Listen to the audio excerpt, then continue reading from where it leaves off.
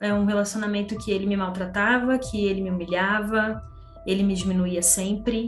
Eu era a problemática da história, que eu tinha destruído a vida de um pastor, que eu não era mulher de Deus o suficiente, que eu não era nascida de Deus, que eu não tinha a presença de Deus na minha vida. É uma humilhação total. E me fala sobre outro tema aqui que você comentou com o Rodrigo que me chamou a atenção também.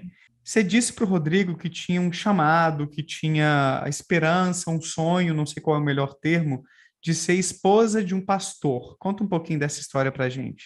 Na verdade, meu sonho sempre, hoje eu estudo direito, né? Meu sonho sempre foi ser juíza de direito, apesar de não ter nenhuma influência na minha família, mas esse era um sonho desde criança. Quando eu entrei na Universal e comecei a pegar firme nos grupos, eu era muito dedicada. Eu entregava tudo de mim, eu fazia tudo que mandava, eu vivia lá dentro, eu ia todo dia, tudo que mandava eu fazia. Então eu comecei a ficar visada, né, como uma pessoa que era boa para aquela obra e limpava a igreja, fazia tudo, tudo que mandava fazer.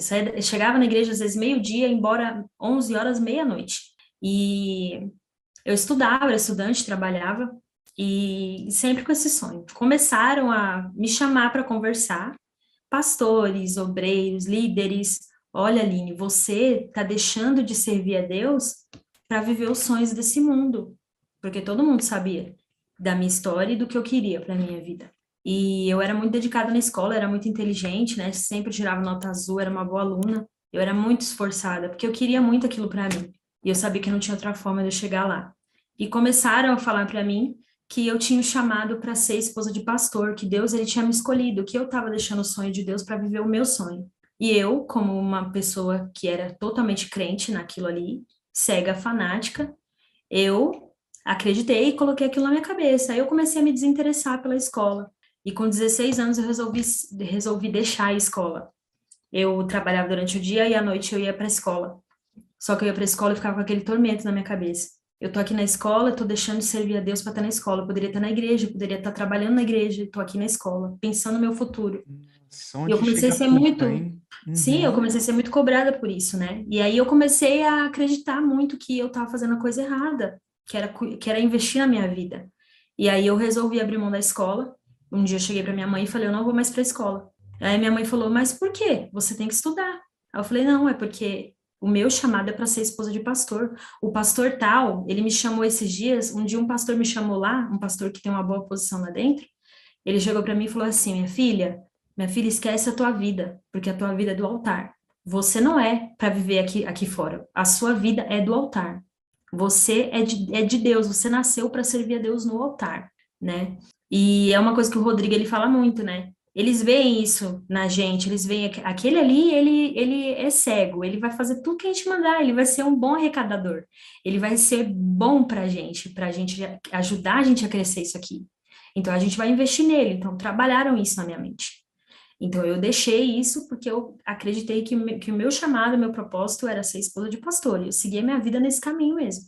E aí você abriu mão, então, de estudar nessa época, e você estava no ensino médio, né? Pelo que você falou, 16 anos, mais ou Eu estava menos, no primeiro colegial. certo, para se dedicar Primeiro ou integralmente à segundo, não me lembro igreja. ao certo. Uhum. E aí você encontrou alguém, né? Você teve um relacionamento aí nesse caminho, né? Fala um Tive. pouquinho, Eu tive um quem era essa relacionamento. pessoa? Tive um Uhum. Como é que relacionamento com foi? auxiliar de pastor, né? Que são os meninos que estão sendo preparados para ser pastores. Que eles ficam ali sendo preparados para ser pastor, porque ali só é pastor quando você é consagrado, né? Quando seu ministério é aprovado e você recebe uma consagração. Enquanto isso, você é auxiliar de pastor. Eu conheci esse rapaz, foi me apresentado, eu namorei com ele por volta de 6 meses. Primeiro mês de namoro foi muito bom, foi tranquilo, né? Porque é aquela fantasia, eu nunca tinha namorado ninguém, nunca tinha nem ficado com ninguém, porque eu era muito devota à igreja, né? Então eu não fazia nada que eu achasse que era errado, que eles ensinassem que era errado. Eu não ficava com ninguém, nunca tinha beijado ninguém.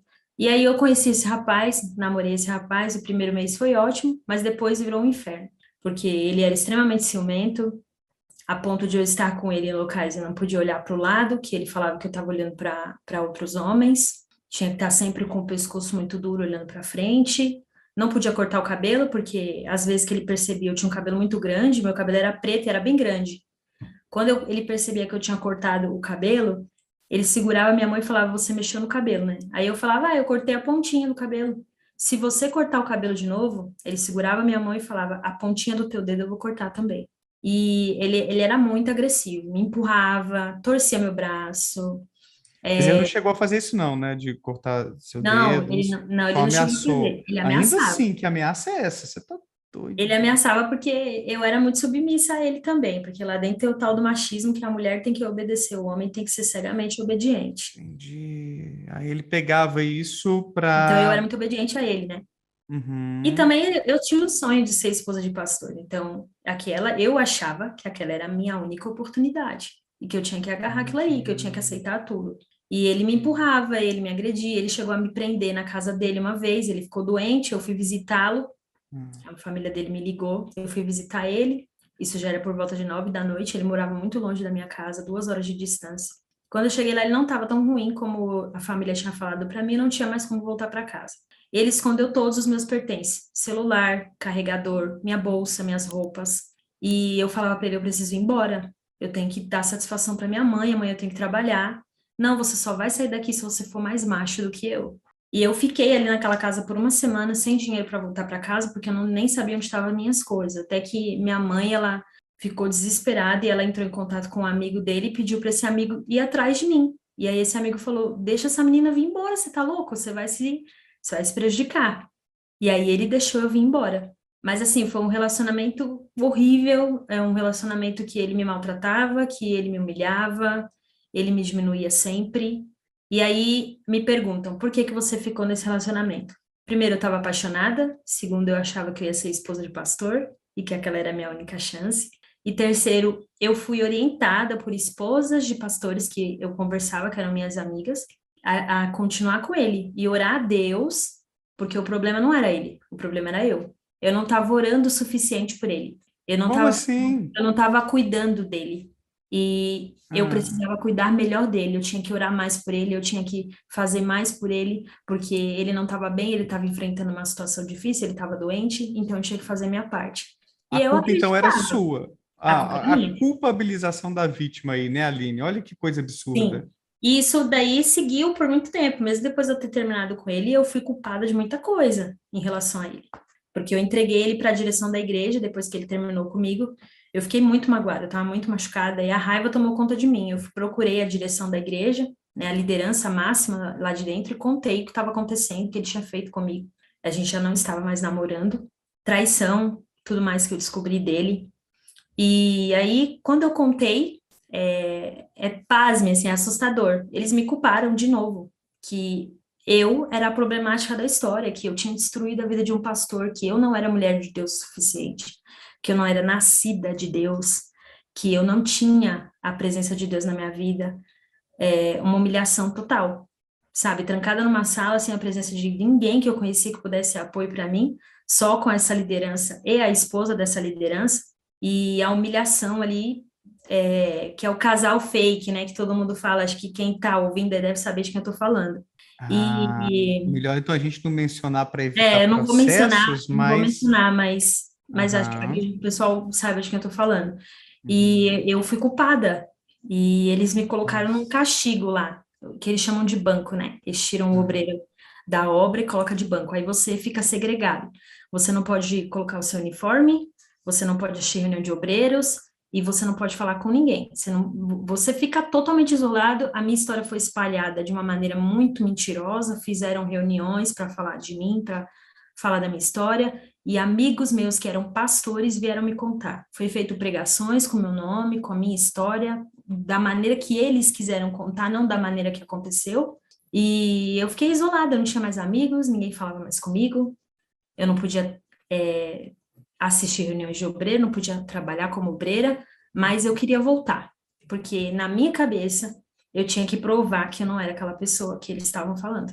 Mas, Aline, teve uma versão, digamos, dele para te pintar assim como a endemoniada? Teve alguma coisa assim que ele inventou? Porque não é possível que essas pessoas passam tanto pano para macho abusivo desse jeito. Assim, eu sei que é possível, tá? Eu tô falando Uhum. de um jeito retórico, tipo, que absurdo se não teve pelo menos uma tentativa dele maluca assim de de falar, olha, essa mulher fez isso, inventar coisas assim, porque você está Sim, me dizendo aí de agressão, você está me dizendo não sei se chegou a ser um cárcere privado, né, mas ele te prendeu em casa, poxa, sim. ele te traiu, olha só que cara monstruoso, e o que que ele alegou para ficarem do lado dele? Olha, eu não sei claramente o que ele alegou, mas eu sei que teve várias situações de eu ser chamada em catedrais, né? Que a catedral principal de lá é a Catedral da Avenida João Dias, aqui em Santo Amaro. Eu fui chamada lá diversas vezes. Ah, o bispo fulano quer falar com você, o bispo Beltrano quer falar com você, e eu ia. Quando eu chegava lá, ele estava lá, esse rapaz, com a atual namorada.